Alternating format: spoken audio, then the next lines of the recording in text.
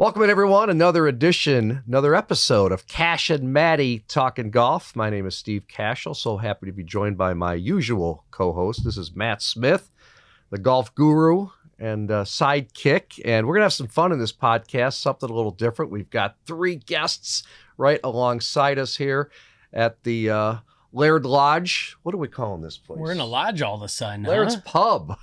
Feels like a lodge. Feels like a lodge And, half the time. We're going to have some fun getting the local golf angle from some of our friends, literally some of our friends. We're also going to do some equipment talk. Got some sunglasses that are going to knock me out when I first got them.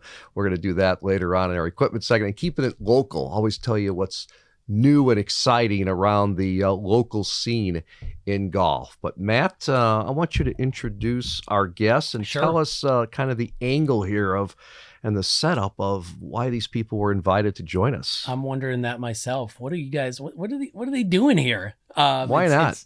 It's different to have a few folks in, and this was, I don't know, a month and a half at least in the making. We thought. Let's just bring in some friends, bring in the everyday golfer, because that's all we are. You True. know, we're just, kind of celebrities now with the show. You are. Okay, working on getting famous. But no, we wanted to bring on some friends, and we wanted to talk Chicago golf, some of their experiences and their stories. So we've got Maggie, we've got Jackson, and we've got neighbor Matt. Is that all right, Matt? Neighbor Matt's Matt? good. I thought that was AJ Przinsky. Ooh, got a little AJ? Got a little Yes. AJ look. There It's you not go. the. I'm As sure soon you as you heard that. sat down with the lights, I go, that's AJ Przinsky. Okay. That's not Matt. Works for me. We got Matt. Has anyone and ever Matt said over that to you there. before? Not Brzezinski. Really? Yeah. Wow. Shocking. See, I look like Matt. Oh, my God. He does. AJ Przinsky. He does. So no, it's fun to have switch this up. I'd be surprised if this is the last time we do a format like this. Roundtable. I think it's gonna be fun. Good. Yeah. Well, welcome, Maggie and Jackson Matt. and Matt. Let me kick it off. Please This do. is different. Let me kick it off. Yeah. I'm gonna start with Jackson. I'm calling Jackson out. All right. How'd you get your start in golf? When did you get your start, and how did you get your start in golf? Yeah, so I started in 2022, right after college. I was kind of looking for something to do, athletically after, not doing anything after high school, and played 1 year of football in college. And I was like, I need to do something with myself or else I'm just going to not do anything. And, I picked up golf just primarily because I wanted to go on golf trips with my buddies. And, I wasn't good or couldn't play at all at that time. Still not good. I don't even know why I've said I'm good, but but I just wanted to, go on golf trips. And then also for work, that's a great way to leave the office, is to be invited on a trip by the boss. So that was kind of one of the primary factors. For sure. There you go. By the way, he's a Maine South guy too. We've got a few Maine South people. Surrounded by Laird, them in our this main room. guy, his kids went to Maine South. I went to Maine South many, many years ago, right after Hillary Clinton. And then Goodness. Jackson went to Maine South. And Will Ojeda, our producer, photographer, editor extraordinaire, he went to Maine South too. A lot of Maine South people. We're right down the street from Maine Hey, South. we got a little prospect It's awesome. representation as well. So we're They play sports there? we try. Okay. We All try. right. We No. played some. I love all the local high schools. Can we ask Maggie the same? I want to ask Yeah. Maggie the same question. How'd you get your start in golf? So there's two ways to answer it. There's a long story and a short story. So I'm going to make the long story short. There you go. When I was in college up at Loyola, I worked at a country club on the south side, and I was around golf. And I moved away from Chicago after I graduated college. When I came back in 2023, I decided to learn how to play with a few friends. I kind of missed being around the environment, the atmosphere that golf brought. And I went to a clinic with a group of ladies, and the rest is history. I was hooked, and here I am. What country club did you work? Beverly. Beverly. Wow. Oh, wow. Great place. Wonderful. Steve, you want to name about 15 people that have either been at Beverly or Members? Yeah. Oh, I Sure. could start, but no, it's a great place. Really Yeah. is. It Really is. cool. It's an Really awesome cool. place. Tough golf course. It's always been tough. you've been on it? Many times, but it's, Oh, yeah. You bring me next time? I'll try. Haven't been in a while. Doesn't hurt to ask. Matt, same question, and then we'll go a little more round table and Yeah. bounce around. But I think it sets sets the tone for this episode. How'd you get your start in golf? And now, neighbor Matt, you're looking at me. Can't wait to hear this. I've never heard this. Yeah, you never have. No. My dad took a 5-iron, cut it down, regripped it when I was about 4 years old so that he could golf with somebody. And I was able to at least get it down the course. I don't remember that. So I think the first time I remember golf kind of being something I maybe wanted to do more was probably 12 years old, doing lessons and league with some neighborhood kids. And after the morning lessons, we went to a friend's house. We played video games. We were playing PGA Tour golf for Sega Genesis. Come on. And then we were talking about probably a tour event coming up. And there were some girls over and they said, "Is this all you guys do?" And I thought, oh, okay, this is, yeah, all right, maybe this is all we do. It's Golf easier than guy. talking to girls. So there we go. So 12 years old, Yeah. Yeah. would you say your game's much better these days than the 12-year-old Matt Anderson? Slightly. I think I can hit it about as far as I could when I was 12. Really? Yeah. It's pretty good. It's a hard game, isn't it? Yeah. Hey, I'm not trying to, I'm not much better than the 13, 12-year-old Yeah. version of myself Yeah. either. I just had to, that's fun. Steve, you want to kind of kick around I had a with the question crew? for you guys. I've been going to ask Matt to begin the show with this, but I said we got our guests, so let's ask you guys. And I asked this to Jeff Ogilvy. We had Jeff as a guest. Jeff is the former U.S. Open winner, or a U.S. Open winner, is going to be the European international captain for the President's Cup coming to Medina in September. And because he's a golf course designer now, helped redesign and renovate Course 3 at Medina.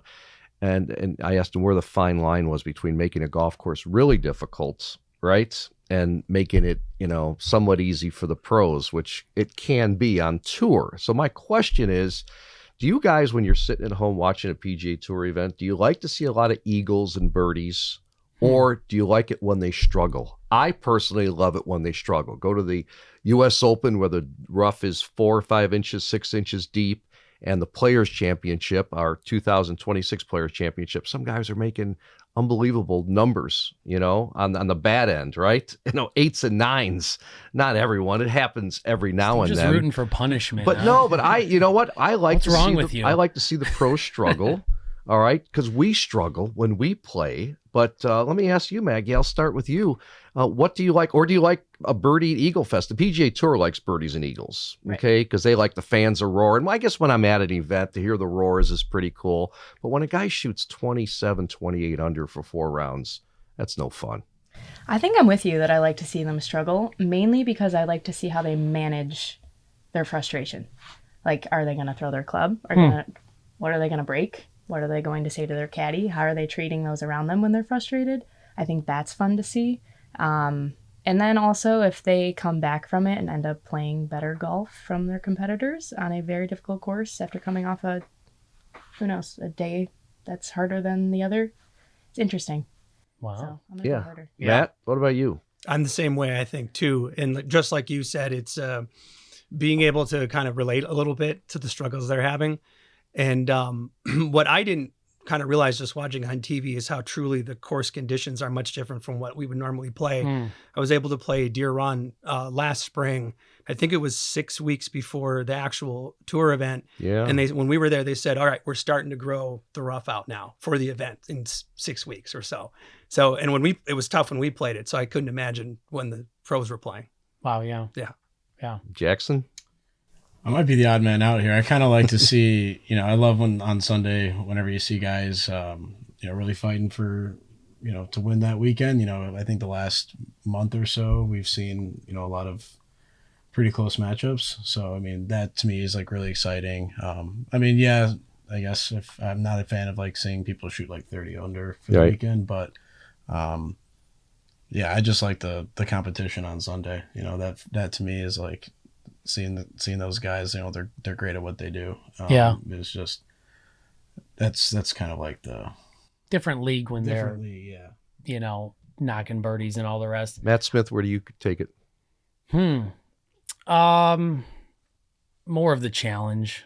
I think there's a time and a place. And I think the tour schedule sets up pretty well for some of each.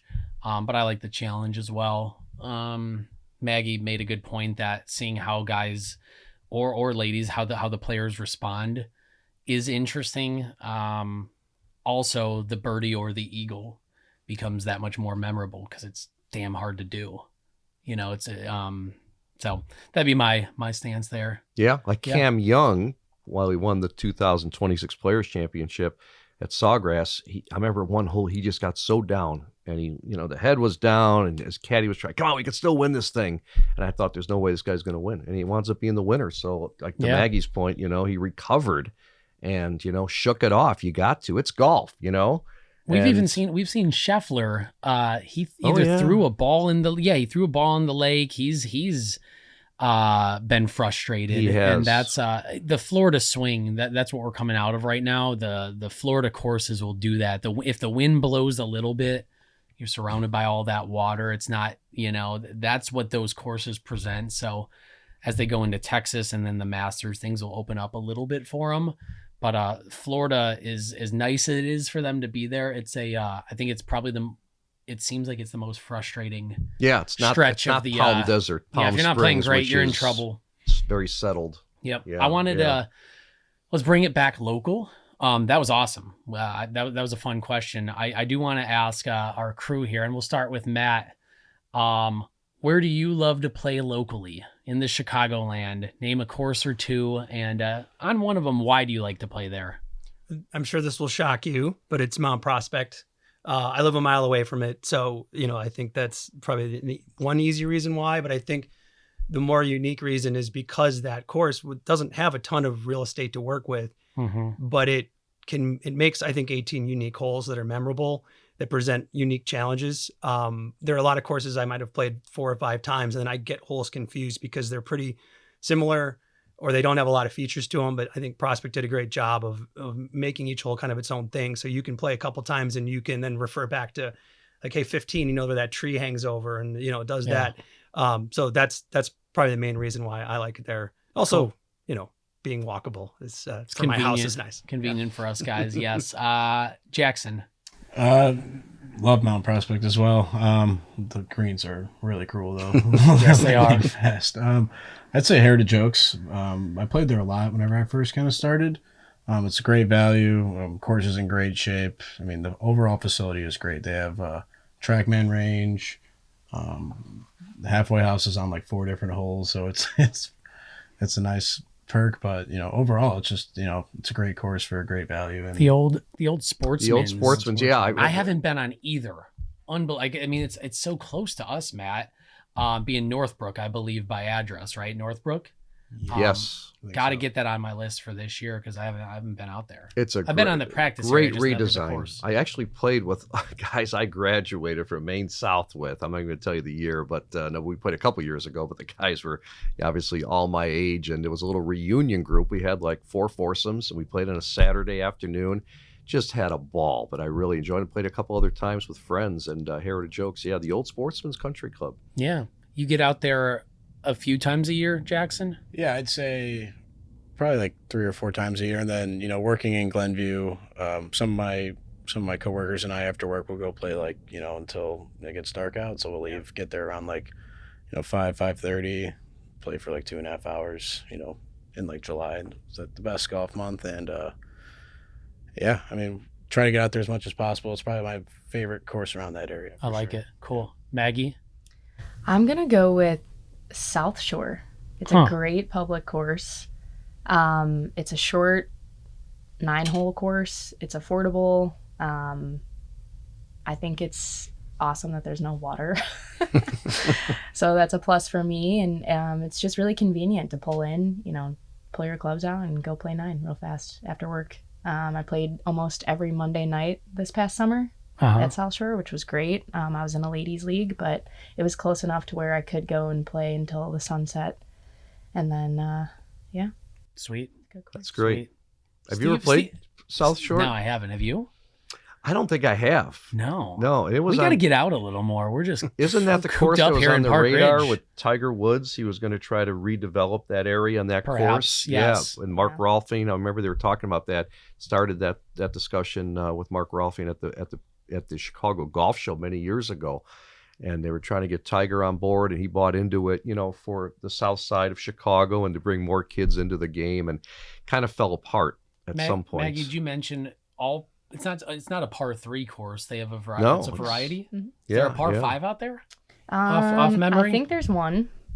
Okay. And I may be wrong that it's only par 3s and par 4s. But No. I think there's one. Little mixed bag either way. They have horse stables at the course. So that when right? you're going on, I believe it's the 5th tee box, you can smell horse manure, which is really interesting for your Nice. golf Goodness. game. Nice. I have never played. Have you played there? No. No. Fun Were spot. you going to ask me my favorite courses? I'm not going to answer. Okay, fine. How? I do the golf scene TV show, so I got to be respectful of my sponsors. In private foursomes, I'll tell people where my favorite courses are, even private country clubs, because I know so many of them. I'm in commercial insurance. I have insurance for many courses too that I handle, and I'd rather keep that because people get funny about it. They really do. You know, If they're in state, Steve loves them. If they're in Illinois, Steve's a fan. Steve's loving them. Hey, why don't you grab a question for the crew? Anything else you're dying to ask? I'll grab this one, which is kind of cool. Favorite club in your bag, Maggie. Start with you. Do you have one that you just love to hit? I love my 7-iron. Do you? I do. How far do you hit it? 130 max. Good. On average, like 110. Is it a Wilson iron? It is. Did we say that Maggie works for Wilson? Did we bring that up yet? Did you mention that? I did not. Okay. Not yet. And what do you do for Wilson? She better be swinging Wilson. Wilson Golf, which I've known forever because my brother-in-law used to be president of Wilson Golf, and so many great people. We were before the show, right? We were talking about all the people that I remember from Wilson Golf. But what do you do for Wilson? So I'm the trade marketing manager. What does that mean? It is the bridge between marketing and sales. Okay. So it's retail support, how we show up in store. I help support our Wilson advisory staff, which is our Team Wilson. And including who? Who's on Team Wilson? There's a large number of people on Team Wilson. It's nationwide. So it's actually global, but I help manage our nationwide program. Okay, nice. Fantastic. It's beautiful. So the 7-iron, bottom line. I play the Dynapower Max driver right now. I just got a fitting with Ed Garland at the Innovation Center. There you go. And I have upgraded to the Dynapower Forged, which is new this year. Beautiful club. I'm excited about it. All right. Good. Sweet. Jackson, favorite stick in the bag? Callaway 3-wood Rogue. By far the best club I've ever hit in my life. I don't know how they've done it. It's like 3 years old, 3 or 4 years old. At the previous job I was working with, they had a driving range, and like they just had a bunch of clubs you can just pick up and hit. So that was like one of the ones I picked up, and I just was like, I need to find this, and like, but I was like, I need to find it at a cheaper price because those things golf clubs are not cheap. So waited till last year at the golf show, bought one for like a pretty good price, and I absolutely love it. It makes the best sound. It saves my butt all the time. It's good to have a go-to club, right off isn't it? Oh yeah, of course. Yeah, especially you need one. Something that you can take off the tee or hitting into. Say you hit a crappy tee shot on a 4, you might need to pull that out. That happens a lot. Par 5s. Yeah, nice. Matt, neighbor Matt, how about you? It's my sand wedge. Whoa. I have a Callaway pre-owned sand wedge. It's probably more expensive than most of the clubs in my bag, but I realized it was the club I hit the most because not out of the sand, because out of the sand I'm hopeless, but anything from 100 yards and in, I'm using my sand wedge, I'm chipping with it, and I realized like I might as well spend the money on something like that. Yeah. And I can, in a scramble, I'm not the biggest hitter. I'm not the most accurate, but within 100 in, it's like, I can probably get us on the green. So that's it for me. How's your juggling game? About how many times can you juggle that thing, a golf ball with the sand wedge? Twice. And then, I don't want to show off. So He's an honest man. Matt, how about you? Needed to know. Favorite club driver? Really? Oh yeah. Yeah. Hard not to say putter. I like to putt as well, but just hitting driver. That's it. I'm a man of many words typically, but I will leave it at I like hitting the driver. Good for you. I like my 52-degree wedge. It's one that I love it. I put it back in my stance on chips to the green. I'm so comfortable with it. And like Matt was saying, I hit it from about 100 yards, and then you got to choke down if you go in, or I'll use a 56 from 75. But put that in my hand, and I love it because it is versatile, you know. And if I have to hit a long bunker shot, I'll take the 52. But you need that club, guys, right? I mean, we're talking about something that you guys all have a passion for. Maybe that favorite club in the bag. You need that. That's your go-to club. Speaking of 52, that was either Bryson hit a 52 or a 50 at the U.S. 52. Open It was out a of 52. that fairway bunker from 60, 70 yards. Right. Does he need to hit that much? No, he just hit behind the ball. Like Yep. I've heard that more than you might imagine as to a favorite club, that gap wedge, because you can manipulate it and do a few things with it. Yep. Absolutely. Huh. Absolutely. Neat. Few more things. We'll start with Jackson. A favorite, if you can, and if you don't have an answer here for anyone, feel free to just pass it along. But is there a golf destination outside of Chicago that's drivable? A drivable golf destination that comes to mind that you personally enjoy? Well, I mean, in the state of Illinois, Stonewall Orchard, you know, Okay. it's way far north, but it's just right on the border. That's probably one of the nicest courses I've played at. There in, I think, Hawksview in Wisconsin, like Oh, yeah. Lake Geneva area. Yeah. You know, not a long drive, probably about an hour and a half to Hawksview, probably about just under an hour to Stonewall Orchard. Sweet. Matt and I have talked about Hawksview. Of late. Right? Oh, yeah. I have never played there. Everyone Just recent. tells me, go to Hawksview. I've played so many courses up in that Lake Geneva area. So many. I love them all. It's just a fun place to be for the atmosphere and the mood of that town.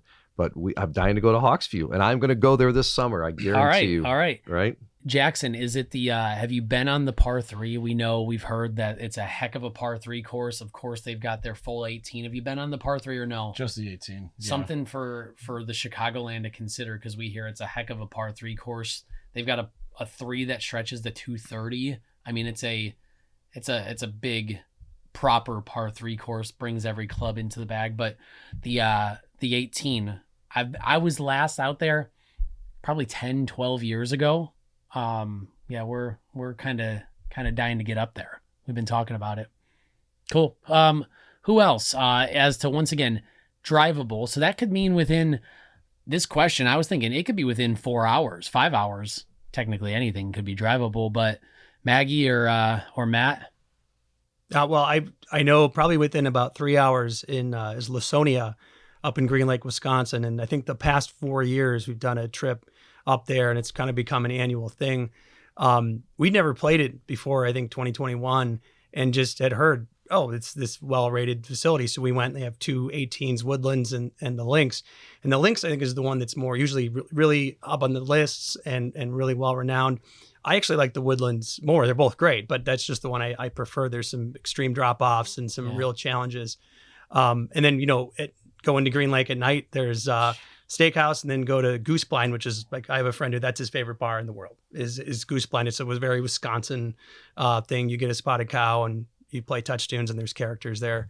But then even, to get a tee time at Lasonia, you got to be sometimes a few months out. So if we can't get into one of their courses within 30, 40 minutes, there's multiple local courses that, there's like sheer rock wall outcrops on drop-offs and things like that. And they're just, just a local place. And that's what's fun. There was a course where on the 9th hole, there was a peacock on it, just on the fairway, which I assume was like the owner must have owned it. It's not that there's wild peacocks out there, but anyway, it's a really fun time. There's always an adventure. So dig that. Yeah. Steve, that's another one. I've been up for a bachelor party, loved it.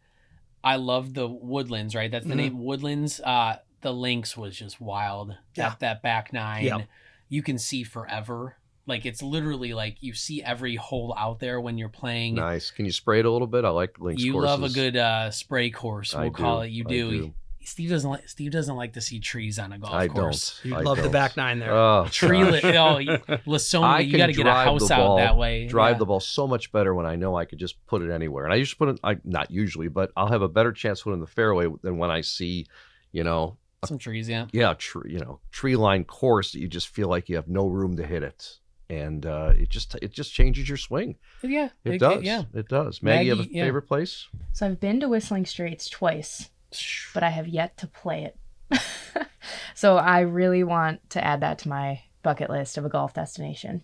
Absolutely. Can you share what you thought of the place? Just It's being there, beautiful. like the little bit. It's serene. The clubhouse is gorgeous. It's historic. I love that there's a patio with the fireplaces that you could Yeah. sit at and look at everyone coming up 18. On the Irish course, having the sheep is such a cool feature. And honestly, the pro shop's always a hit. So It's so funny you say that. I've been to Whistling Straits once and I haven't played it. Yeah. I sat out back. I got a spotted cow from upstairs. I walked. It was on the way back from a Door County trip, and there just wasn't time to play. And you have to go with some money. I mean, it's not like you just pop in. Like, you pay to play there quite a good chunk. But yes, that the seating out back. I mean, that is so high on my list as well. I'm so glad you brought that. Steve, have you played there? Whistling Straits? I have not. I've been invited a few times on different media events, Uh-huh. and I have yet to go there. I'm surprised I haven't yet, but it's on the bucket list too. I've got to. I'm really surprised I haven't been there yet. Heck yeah. Got to get there. But I think of Erin Hills, a place that you can drive to. I've not taken advantage enough of the Wisconsin courses, Sand Valley, right, Whistling Straits. But I love Erin Hills. You and I played there last year in the U.S. Women's Open Media Day. Also What a played there a time. That couple was so other fun. times. Yeah, a couple other media days, and the USG was just so gracious to have us out there, right, and generous. And we had a great time. Food and drink and the whole thing, and caddies, and just a great experience. And but I love that golf course, so it's a lot of fun. Again, you can spray it a little bit out there. Big track. Yeah. Steve, you want to ask one? I've got one more dialed up for the crew here. If you want me just to jump Go in, ahead, please late. do. Yeah, I'll start with this. So when Steve and I, and actually Maggie and I, ran into each other at the PGA show down in Orlando. So I'll start with that. Just before running into Maggie that day, Steve and I did a live show. We had a recording while at the PGA show. So that, one thing that was said on that, Steve and I put our golf goals for the year that were a little non-traditional. And one thing I made a goal for this year was that I said that I'm going to make a hole-in-one this year. I'm bringing it in, I'm bringing it into existence, right? That's one of my goals, to make an ace. I'm going to start aiming for it, So we'll ask each of you golf goal for the year. And we'll start with Jackson. Unless you need a little time, you could pass around, but want to hear something. No, I want to have a round or I guess a string of rounds where I don't lose a ball. It's always a great feeling, no matter how much, how bad I score. I mean, maybe I play courses that don't have a lot of trees or water, but golf balls are expensive. So. Hold on to your golf ball more. Yeah. So I guess play, string of rounds where I'm not losing a ball. Neat. Okay. I want to put myself out there more and play a different course every month with a different group of people. Really neat. Yeah. It's a great sport to do it, isn't it? Mm-hmm. Yep. Yeah. Very doable. You just have to get out of the same routine. Right. We know how that goes. You end up saying so often you play with the same people, a group typically, right? Same type of spots. So I love that. It's really cool. Neighbor Matt. I think it's ideally it would be I want my two boys who are 7 and 11 to ultimately get better than me at golf, because that won't take much. But I actually realize it's probably more that I want them to have fun playing, so they'll keep playing with me. And I played with them last weekend, and my younger son, who's 7, first 2 holes, he was really grumpy. And I realized it was because I was trying to tell him what to do and really try to correct everything. And then at hole 3, I said, do whatever you want. And he had a blast the rest of the time. So it's all right, maybe it's just I want them to have fun and keep playing with me. So I think that's the goal. That's awesome. Yeah. Kind of similar to me, Matt, right? I mean, I've got Yeah. 2 boys, both are college athletes. One plays college hockey, one plays college football. And the hockey player, who should be the better golfer, is not, but he doesn't love it as much as my college football player. But to go out there, and Father's Day we did it a few years ago, and no one was on the course. We went out in the afternoon. It was a wonderful time. But I agree with Matt. I'd almost rather see them play than me play, but I just have fun spending time with them on, getting 4.5 hours, you get to talk about everything. But I always tell them, guys, if you have a bad hole, and they do, and I do, just let it go.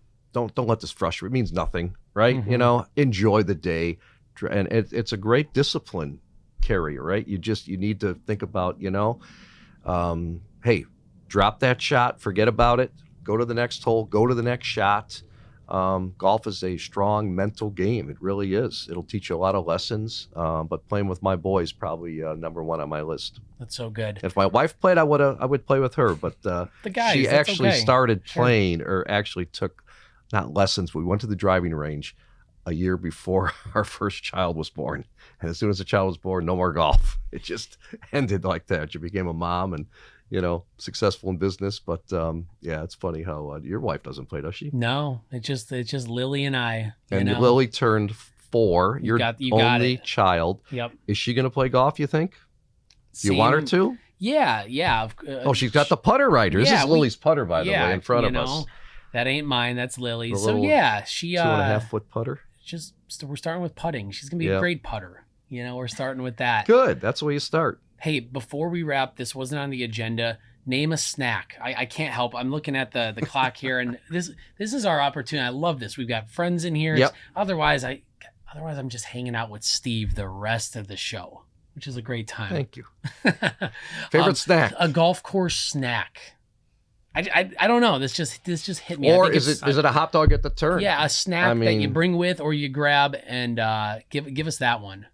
There's a friend of mine's at a country club in Michigan, and in their locker room they have a big, always filled a container of Chex Mix, and you do the little turn, and it comes out into a bowl, kind of like dog food or something like that. And I probably refill about 5-6 times, so make it my lunch. So yeah, that's a weird one, but that's what I enjoy the most. Great answer. No, yeah. Anyone else? Yeah, brat or a dog, either or. Yeah. There you go. Yeah. I'm going to say either goldfish or like an Uncrustable peanut butter and jelly type sandwich. Yeah, so good. Yeah. So good. Right there with Maggie, the PB&J Uncrustables, I think of a very like cold one. If you can get one that's like slightly frozen, maybe. Sure. Yeah. Really? You like that? Yeah, that stuff's good.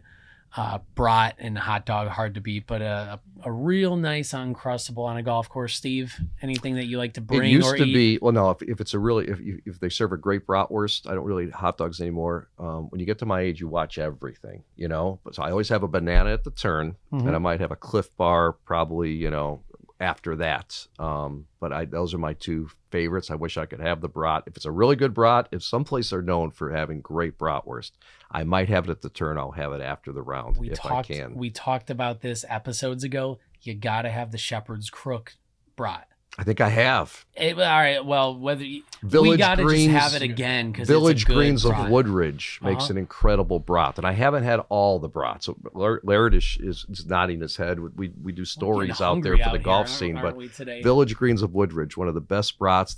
Some of these places they specialize in it, right? That's their custom. And so, Jackson, you got a brat or a dog spot? Favorite? Well, I mean, Cog Hill was just the last Cog week, Hill hot dog.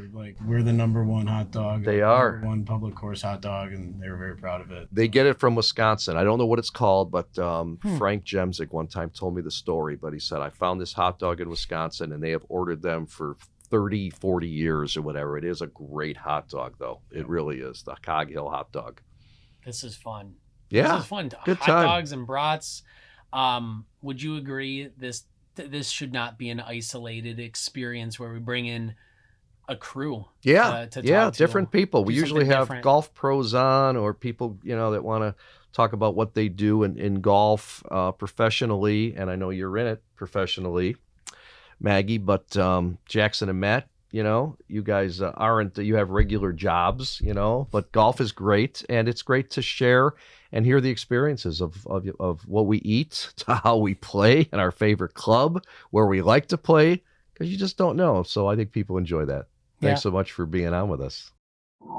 Many thanks to our guests. We had some fun at that golf roundtable. Now it's back with Steve and Matt, Kash and Matty talking golf, and keeping it local, Matt. Right? We always have some local topics we want to discuss. What's top of the list today?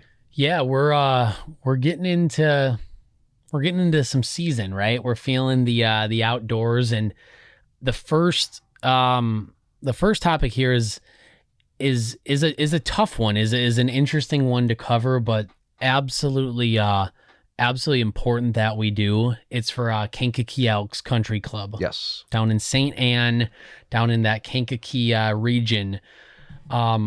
Why you and I felt it's so important to talk about Kankakee Elks here today it was March 10th. This was overnight. It was, I believe, a Saturday night. Regardless, some tornadoes, right? Some horrible weather. You know, everyone here in the Chicagoland lived through some tough storms, right? But Kankakee Elk specifically had some tornadoes that went through. Really dug up. I mean, dug up. That doesn't even begin. Took out some trees. Uprooted some massive trees. Did some significant damage to the course. Thankfully, the clubhouse is intact, but just a lot of debris, a lot of extreme, things happening to the course. So why we're bringing this up is cleanups underway. First and foremost, Jim Weber, their director of golf, reached out to me personally and said, "Hey, would you share the word and monitor their socials, their Facebook, their Instagram accounts?" They've already had some volunteers out on site help. Did you see the numbers? The count, go ahead and share the number. Yeah, unbelievable. 400. Yeah, go ahead. 450 people came out to help these people clean up. All right. Yeah. Amazing. I mean, talk about the community over coming 2 days. out. Over 2 days. That was the 21st of March, the 22nd, 2 days. Yeah, they put a word out saying, if you're available, come help us with the cleanup so we can get this course back into shape and back playable again. And over 400 people show up to do that for a community golf course like that. Just remarkable. This is a course that was built back in 1927. The golf course designer is pretty famous, William Langford and Theodore Moreau. And a really neat track. So can't wait to get out there myself. I guess there's only one bunker and one thing, a body of water, but people say it's the really cool, elevated, undulating greens. It is. Steve, this was just last episode. I know a couple weeks go by, but last episode I was talking about how on the 28th of March, I was scheduled to play in an event there. Yes. Which is getting pushed back of course, understandably so. But yeah, what a piece of property, a unique, historic piece of property. So cleanup is still happening. They're still looking for support, but Kankakee Elks, will be back, and it's just amazing that the latest people I heard are involved. Yeah, they're aiming for April 21st. Oh, so wow. 3 weeks into April, they're hoping to open the course again, but they deserve credit and love that local atmosphere and the tone and the culture of the people that come out. And I'll say, hey, we love this golf course. What can we do to help? That's a golf community coming together. Steve, Great let's make it a point, you and I, to play some golf there. I love this to play. year. Yeah, it'd be great. Yep. Sub 70, totally switching gears here. Moving out towards conversation out in Sycamore. Yep. Sycamore, Illinois. Why we wanted to, and once again, keeping it local. This is everything happening from Park Ridge on out just a bit, but Sub 70 just launched. They're calling it the TA3, 3D driver, right? We've talked about some 3D equipment in our shows. Yeah, it's the hottest thing. It really is. And to see a local brand do that, what they're putting on the market, and this came straight from Jay on with their marketing team. It's entirely 3D printed except for the carbon fiber panels that stabilize the face and some of those components. It's a 440cc head, this driver there, so it's a little bit more of a player's driver. Yep. It's 20 cc's difference from a 460, so it all depends there. Depends on who you ask, but they've introduced it strictly in 9.5 degrees to start, right-handed and left-handed. And they do say there will be more lofts coming, so they'll come out with a lower lofted and all the rest. But Steve, would you hit a 3D printed driver. I'd like to try it. I've never tried it. This is a company that's been around since 2018. And the owner has a vision for direct to consumer. So he's trying to eliminate the middleman. And you're not going to see this at typical big box stores, right? And it's in our local area. I played with a gentleman 2 years ago who had an entire bag, pretty good player at a private club. And he had the entire bag, including the bag and all the clubs and everything, of sub 70. Yeah. And swore by it. And he played very well. And I had a couple of them say, "This is nice golf clubs." So they're on the map. Great fitting space out there. They're calling it the 70. I haven't been yet. Man, there's too many places that are like, you know, I got to create a note on the phone for the list, but that's on the list as well to go see out in Sycamore. We're going to change that this year and see what they're doing. Oh, it's an up and growing company. I mean, again, it's been around now, 8 years, and they just keep getting better and better and getting the clubs in more people's hands, and they're sticking to their, method, right? Yeah. Their mode of, we're not going to sell to the big box stores. It's direct to consumer, so we're going to make it custom fitted for you and buy it off our rack, which is smart. Yeah, that driver of theirs, Steve, have you ever, do you know the name Morgan Wallen, country artist? Yes, well, absolutely, yeah. It was just days ago that Jason with Sub 70 put a video out sharing that this 3D driver, they're getting one out to Morgan Wallen. He a big requested golfer? one. Nice. I guess he's a pretty good player. That's so cool. That was fun. Golf Week Am Tour. Yeah. Why don't you say a few things? I will. If you don't mind. I will. No, I'm really into this thing. I've known about it a little bit, but we got to talking with the director, Bill Prosecchi, who is a local guy, 3 handicap. And I took a lot of notes on this. I mean, these guys are really cool.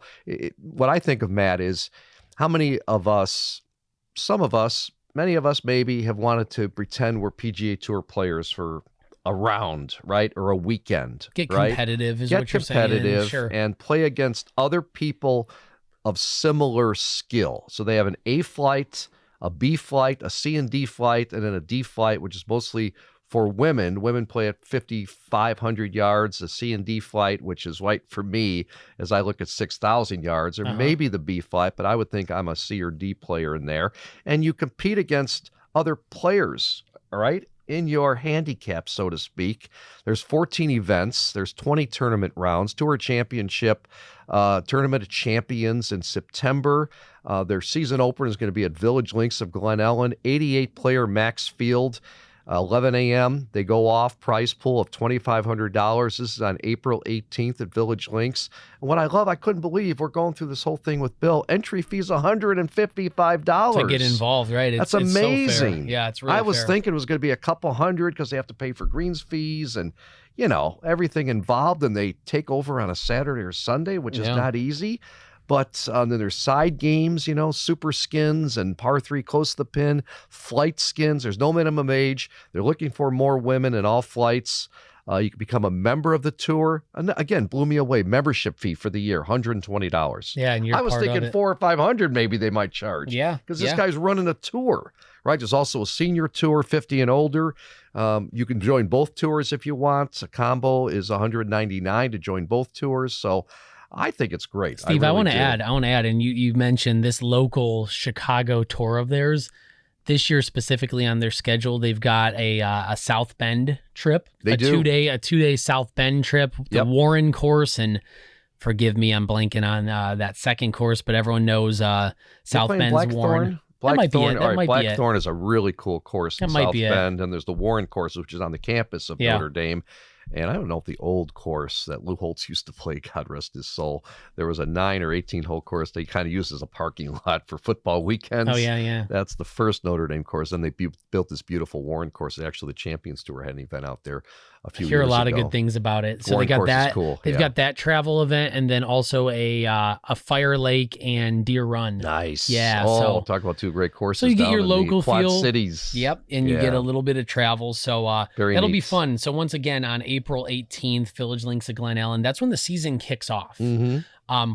Again, it's called the weekly No, Golf Week. The Golf Week. Amateur Tour. And this is their Chicago. We'll be out there. Yep. Steve and I, we're breaking this news that on the 18th we're doing our first road show. Yep, podcast. Bringing the crew at out Village here. Links. Will be there like 5-6 o'clock when players are coming off the course. Right. So, but you're right. No, it is the Golf Week Amateur Tour. You say amateur or amateur? I say both. Depends on the day. Yep. Golf Scout. Quick mention here of golfscout.net. This is a guy, Alex Collins. I've known him for a couple years, and he just got back on my radar. On his website, I'm bringing attention to his site. So if you're listening or watching, jump on golfscout.net. What I think he's doing that everyone here in the Chicagoland should appreciate is he is aggregating all the outings, all the competitions, all the scrambles and demo days that are happening in the Chicagoland. Okay. Putting them on a map, giving a single, very easy to just scroll and search, just a hub so you know, like, I don't know, Steve, I'm curious if this is applicable for you. Like, instead of jumping around to every different website or figuring out, where an event's happening, right. The outings across the entire Chicagoland. He told me, this was on a call earlier, he said, this is something I felt like I needed because I'm just all over golf courses website. So he's putting a single spot on his golfscout.net. Very smart. Just rolled it out. So I'd give it a look. Is that something you'd find yourself using, or at least give why it a look not? at? When I'm looking at demo days and where they, different charity events are and things like that. It is. Sometimes they're hard to find. You have to stumble on them on social media. And so smart of a guy saying, I could use this, so I'm going to develop it. He's had a site that's done course reviews, and he's been known as the hot dog review guy over the years. So he's just expanding what he's doing further. Good. So very smart, very cool there, Alex. Steve, you had something to say about Bunker Hills. Yeah, Bunker Hills Farm is an 18-hole course spread over 450 acres where this resort is in the Woodstock area. It's listed for $27 million. I guess it was a husband and wife that bought this for a retreat area. I got invited a number of years ago to play in like a media type day, and I think my son had a baseball game, travel game, so I couldn't join these people because I wanted to. I knew a couple of media people that went. They had a great time. They played 9 or 18 holes. And but it's up for sale is the newsworthy part of this for $27 million. Supposed to be a really spectacular place. They got really cool food and beverage and these places where you can stay, I guess. It's almost a farm, and then it's a golf course and a spa and everything. But people are starting to hear about this place. They haven't already. Bunker Hills Farm out in that Woodstock area, but up for sale now, $27 million. Not sure if they're going to get that. That's a high price tag, but I wish them the best. And I'm always excited when someone's kind of done and run to their end. I think they had a death in the family, so they needed to sell this or wanted to sell it at this point. And maybe someone takes it, Matt, and makes it a really cool destination spot for golfers, which I think would be great. Sure. So keep an eye on that. Hey, final keeping it local topic here. Mark's Card Shop, my buddy there, Mark. Yep. You've got behind you, Steve, a 2006 Upper Deck Golf.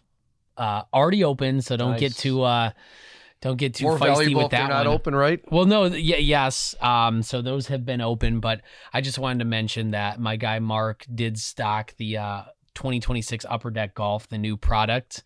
And I dropped him a text just yesterday. I said, hey, give me a little teaser of another product or two that's coming out, not golf, because we know our watchers and our listeners, we've all got other sports we're into as well. But Mark, I asked him, hey, tell me a few other releases coming up in April that people should look out for.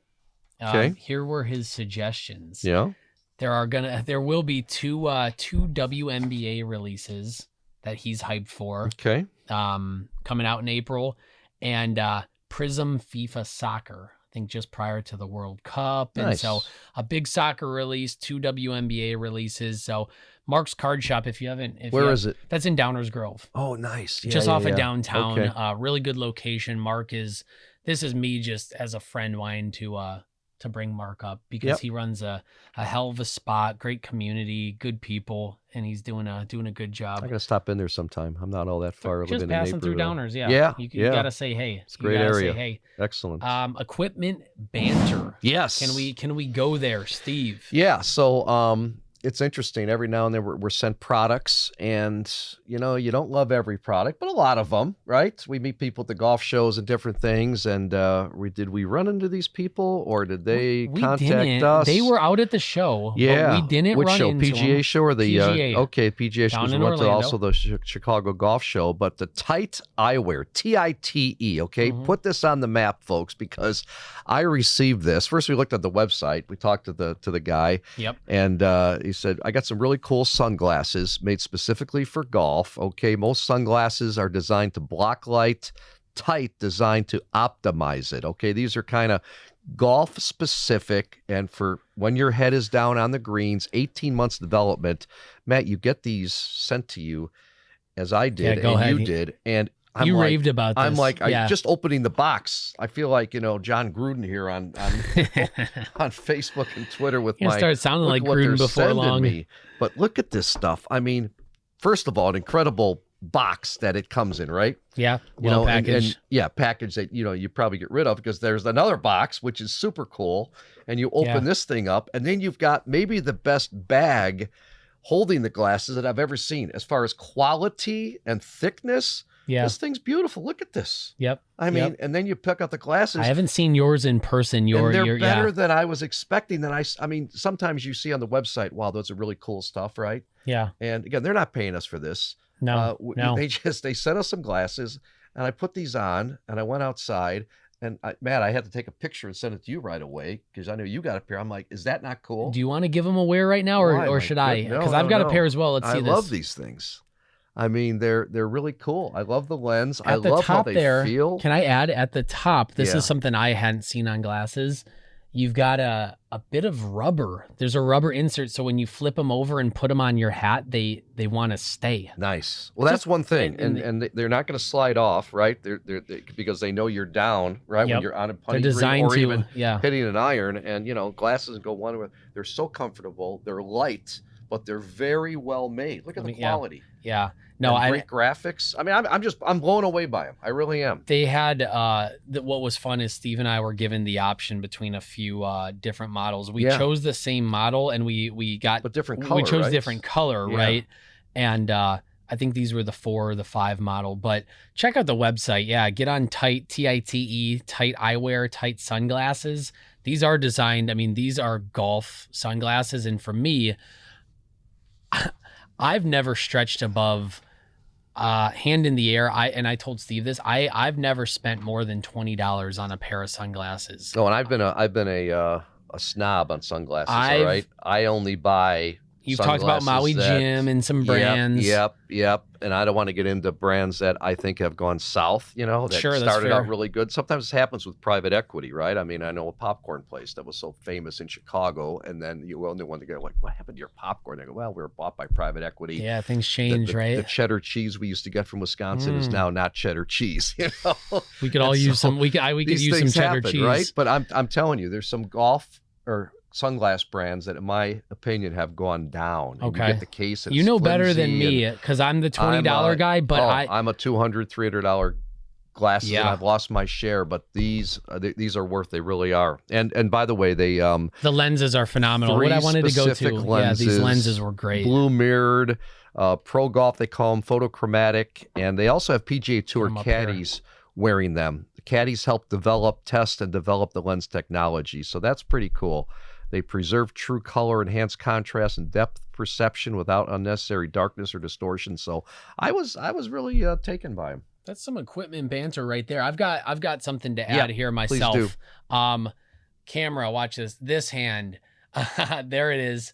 You're looking at that gray bag, right? That's your new golf bag. You got it. The gray and brown. Let's just put it this way: Shoal Golf, SHOAL. Okay. Similar story. And here's why I'm so into this. I get an Instagram message from Cole. His name is Cole Okay. with Shoal. Yep. All right. This Cole with is Shoal. real. This is real. Cole reaches out, tells me his story, told me he played college golf at Cincinnati, Nice. started up a golf brand, Shoal. I asked him why Shoal, Shoal. Shoal Creek, forgive me, Cole, if I'm getting it wrong. Shoal something, a course down on the Gulf Coast of Alabama. Okay. That's where he grew up. And he wanted to start a bag brand, right? Canvas, primarily canvas, some leather in there, a bit more minimal, as you can tell there, a little more minimalist. That's your style, isn't it? Is my style. You love that style. So if someone had reached out and it wasn't my style, it just wouldn't be for me, right? Yep. But because of Cole's outreach, what I saw on his socials, on his Instagram primarily, the way he's promoting it, his outreach, and now that the bag has arrived, I've got my all my sticks in there, and I told him, you know what? There's no other I've got in my office, and my wife hates this. I think I've got 5 or 6 bags in there right now, and my office at the house is tiny. Welcome to the club. Yeah. Welcome to the club. I've got golf bags everywhere with my name on them, and you can't sell them. You can't. I'm not going to take them to Goodwill and have somebody play with a Steve Cashel bag. But and my first place I ever bought, I lived in a loft in Chicago, and I had them all up. Up above like a closet, and it was so cool. They were like 5 staff bags. That's cool stuff. That's what we like. We're golf guys, right? Yeah, well, but the wives hate it. Get rid of it. You don't need one. Why do you have 5 bags? You need one. I love it. I've now crossed into that world, but I told Cole, I said, you know what? There's no other way to really understand it and get to share the story, to just go right after it, transition the bag. So I'm Team Shoal right now, which is super fun. Good. And I did want to ask you, Steve, and just on the equipment side for our listeners, because this is us just yapping about our cool new gear, but on the golf bag side, for our listeners, what is one thing or 2 things they should look for from Steve's? This is Steve Cashel's opinion. Bag? Yeah, in a golf bag. What is 1 or 2 things they should look for in a golf bag? Well, either it's a cart bag, okay, because if you ride, I ride a lot. I don't carry hardly at all, but I do like the look of a carry bag, because cart bags can get a little bulky. Okay. I mean, fortunately, I've got a car and a trunk that's pretty big, because you got to think about that. You get your shoes, you get your clubs, whatever else, rain gear that should fit in the bag. But I tell you, the storage areas, okay, where to put your gloves, okay, and it should have a really soft area so you can put a watch in there, okay. I think Vessel makes incredible bags. The compartments, you're saying, yeah. Maybe it's a place for storage water bottles. So there's more than 1 or 2 things, but that's what I look for in a golf bag. It's not really the top of it, but it's, if you go carry bag, is it comfortable? Is it light, right? Does it stand well? Are the stands made well? Yeah. When you put it on the ground or stand it up. So those are things I think about a golf bag. Love it. Love it. Let's wrap up. Yeah. We've had an awesome show. I want to start the thanks. Okay. Steve's usually our rapper, right? But I'm going to rap a little bit today. Ian Ryan Interactive, Will, Chris, and Laird. We give them all the love because Laird's Pub. What did you call it earlier with our Laird's guests? Lodge. Yeah, Laird. It's now called the Lodge. Let's make a new sign. It's the Lodge. Yeah, we're gonna thumbs up from Laird over there. So thanks to them. Will always edits the heck out of this, and puts it together. Some very talented people to put this show on. We're working with 4 cameras, beautiful lit studio. Yeah. And, really, I mean, it's not in somebody's basement with an iPhone, believe me. Far from. And then I'll do one more. Maggie, neighbor Matt, and Jackson. Yep. Just earlier. That was great. So fun. We're going to be doing stuff like that again. I got to say, and Steve, we want to say, hey, if you're not following us on Instagram yet or TikTok, even LinkedIn, I got the itch, and I said, you know what, we gotta start sharing our content across even more YouTube, Spotify, Apple Podcasts. Please feel free to follow and subscribe. It's free to subscribe. It sure it's is. Not going to cost you $9.95 a month. Nah, nothing at all. Steve, you got any thanks or anything you want to say to wrap here? No, that's it. Many thanks to people we work with, and hopefully you keep following us because we're having a ball doing this podcast. It's a Kash and Matty Talkin Golf for Matt Smith. I'm Steve Cashel, and we'll see you next time.